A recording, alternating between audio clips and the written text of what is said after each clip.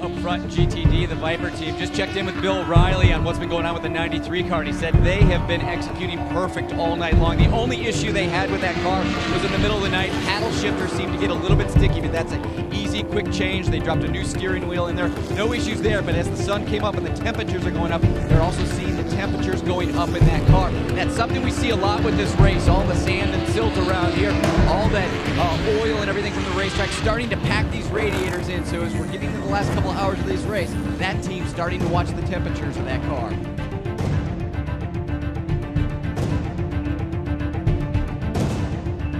Sean, we are plus 16 on the 3-3. Copy.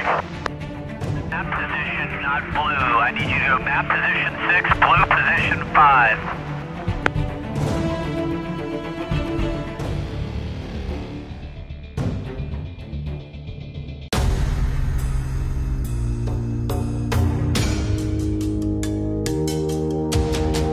So excited to be here. This is the first time our company has come to this endurance race, and we're involved in a great partnership on 2 Vipers, and we're really excited to see how the race goes this weekend.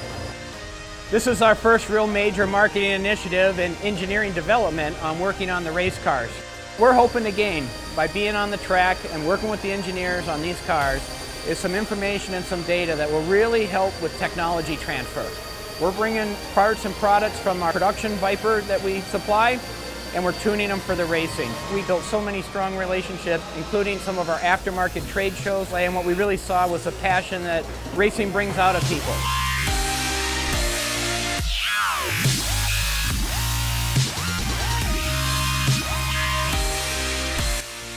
Well, unfortunately we lost a wheel, and it's kind of our first one with this program, so I think it was hopefully a bit of a fluke.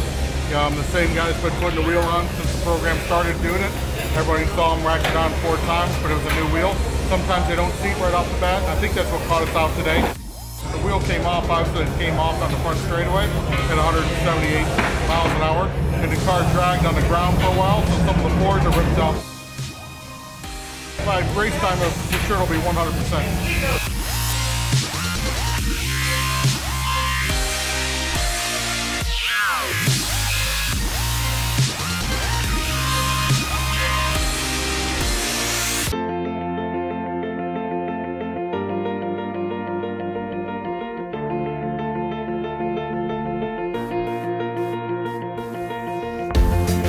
We're actually at the Daytona Beach.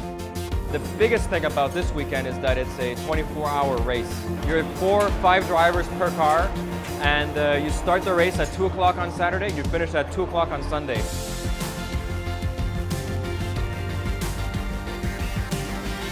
We are extremely excited to be teaming with TI Automotive this weekend and for the entire North American Endurance Championship. TI is kind of the largest company that not many people have heard of, which is exciting. They are an automotive supplier, really focusing on anything to do with fluids inside a car. Our tagline is fluid thinking, and that's kind of what we do. We do fluids on a car. We are actually one of the largest suppliers in the auto industry in this field, and 2/3 of every car in the world have a part from TI Automotive on it. The Rolex 24 starts off the Sports Car Championship season in North America, but this race, well, it's a championship in and of itself. Drivers, please start your engines. So, welcome to our fan zone display here at Daytona.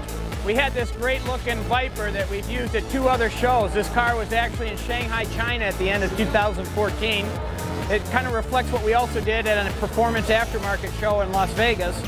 We had it on display in Detroit, Michigan at the auto show last week, and we've decided to bring it down here for all the fans here in Daytona. It is one awesome looking Viper that really reflects the livery of number 93. It's an opportunity for kids and fans to come around and get their picture taken where normally they can't get that close to a race car.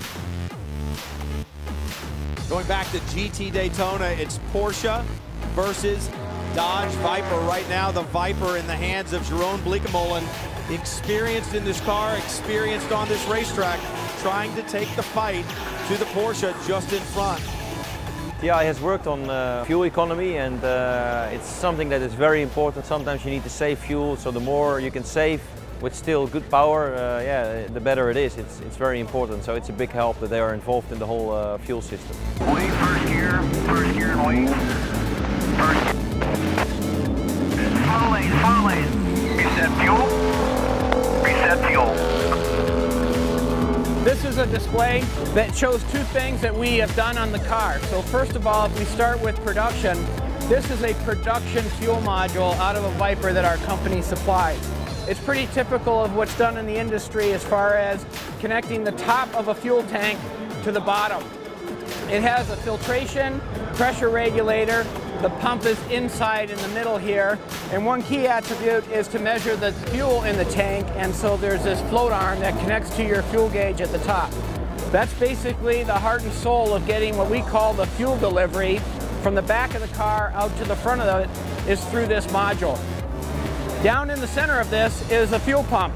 And over here, we're showing our fuel pump that we manufacture for Dodge on the high performance vehicles like the Viper and the Hellcat Charger and Challenger that get 707 horsepower. This is what we call a dual channel single stage motor pump. And it's cut away here to show the veins in this plastic vein pump that are critical to the science and the technology.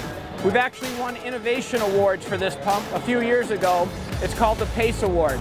And since then, we've been applying this pump around the world to the highest performing fuel systems. We've actually taken the pump from the Viper that we do on production today and have tuned this pump for the Riley Technologies race cars to be able to optimize their fuel system. And if you see next to it here, this is our competitor's pump that the team was using last year.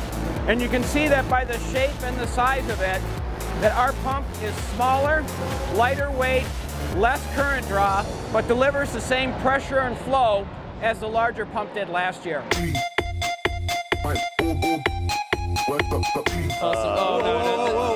And that wasn't your moment, mate. That was really not good at all. I know you're a little unsighted by the sun, but that was, just wait. Stay to the left. It reminded me of some of the moves I see with the elder drivers here in Florida where they figure they can do anything as long as they do it slowly. It's better than if he had pulled out quickly. They've got the cars running first and fourth right now. Obviously, TI Automotive came on board, but so they've got one car for the full season with Ben Keating and Jerome Bleekemolen, but now they've got a second car for the Patron North American Endurance Cup, the GTD. The cars look good in their new liveries. Fuel pump to base. Fuel pump to base. First gear. Wait. Wait. Wait. First gear. First gear. Wait. Wait, go, go, go, go, go, go, go, 6 feet, 2 lanes. Fast lane, reset fuel, cold tires, watch pit exit.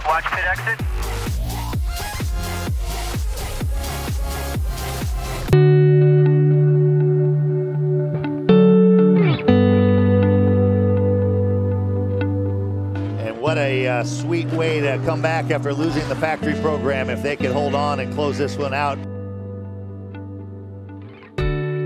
There's our GTD class leader. Viper in the hands of Dominic Farnbacher. What a story for this team over the last 12 months. But here they are in a different class, but picking up a victory. Yeah! Dom, you and I were here once before. It didn't turn out this way. Good job, buddy. Good job. You can't ask for better. This is one of the great ones. This is one of the biggest ones. This is like Monaco or Le Mans. I mean, this is huge. TI Automotive, Viper Exchange, Riley Motorsports, everything that came together was just because of them. And yeah, my confidence level is just so high every time I get on board of the car because I've known and worked with these guys and they're real pros. I'm humbled by the whole experience. You know, I don't feel like it's totally sunk in yet. To win our first race in our partnership with TI, to win our first race where we're representing the Viper Nation, the only Vipers out on the track, it's just incredible. I have trouble putting it into words.